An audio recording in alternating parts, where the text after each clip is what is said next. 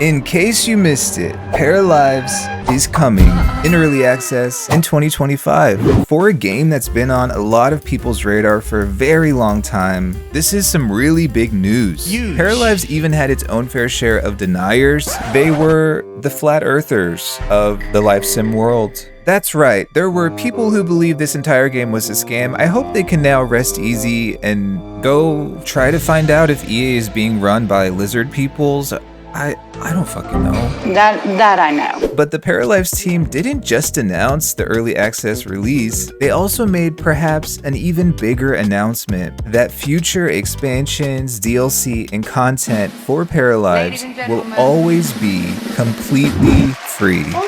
And the reaction to this news about PARALIVES has been strangely mixed. You would think people would just be excited for another life simulation game. This one being developed by an indie studio, but certainly a major contender in the life sim genre. But reactions was all over the place, with a lot of folks saying they were concerned about the game. Shut up!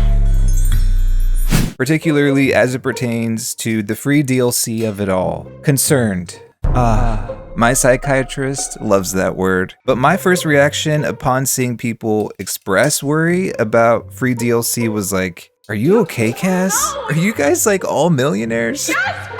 Who doesn't want free shit? Honestly, I was like, you're not the one who's running this game studio, you're not doing the accounting, why do you care if it's financially feasible or not? But then I put on my detective goggles and started investigating further, and what I concluded was shocking. A lot of the people who are, quote, so concerned about this announcement are in fact Sims 4 stans. Something about that didn't sit right with me. In all seriousness, on Twitter, I used the word brainwashed, and maybe that's a dramatic word to use, but I think people who play The Sims, especially those who have been playing The Sims 4 for the last decade, have just been shampooed and conditioned to expect loads of DLC. The Sims 4 has like 75 paid DLC. I think that's more dollars than I have in my bank account. Like a peasant.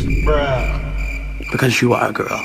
For games in general, this is an excessive amount of DLC. But even historically for The Sims, DLC peaked at like 20 packs per game. I think Sims 3 had 20 and Sims 2 had 18. So The Sims 4 is a prolific girly. She's like the Taylor Swift of the gaming world. Where did she find all the time to record all those albums? My brand new album. But honestly, the thing that's really annoying is to hear Sims 4 content creators using their platforms to express all this weird skepticism over PARALIVES.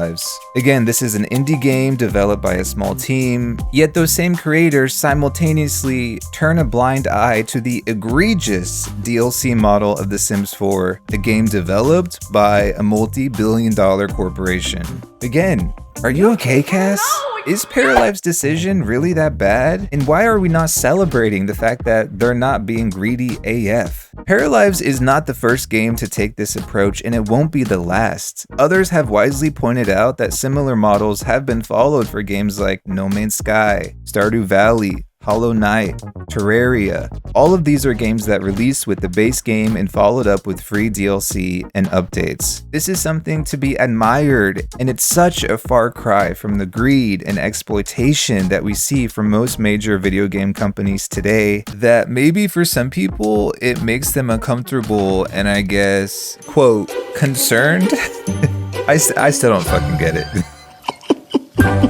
If anything, I hope more games go in this direction. We should be applauding the PARALIVES team for sticking by their word, because what many don't know or chose to ignore is that the PARALIVES developers have been saying for years that the game will not have any paid DLC. We don't say that, but now we said it. By the way, be sure to follow me on Twitter. I'm mostly just making jokes over there, but sometimes the talk isn't cheap.